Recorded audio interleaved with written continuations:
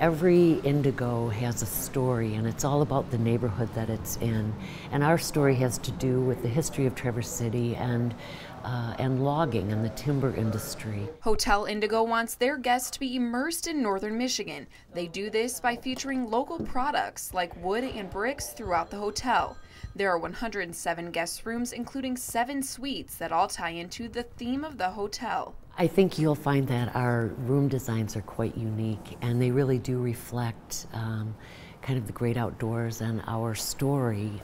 They really are comfortable, well equipped, and really quite lovely, I think. Some hotel amenities include a coffee bar that looks out at Grand Traverse Bay, and a health club and fitness facility. While work is still being done in the ballroom, when it's complete, it will be able to host around 200 people. And on top of the hotel is something special. It might be a little chilly right now, but just imagine a warm northern Michigan day. Hotel staff hope the rooftop bar will be one of the favorites. Just take a look at this view. There's a lot of unique properties here and venues. We're working really hard to be a part of that our community will be proud of.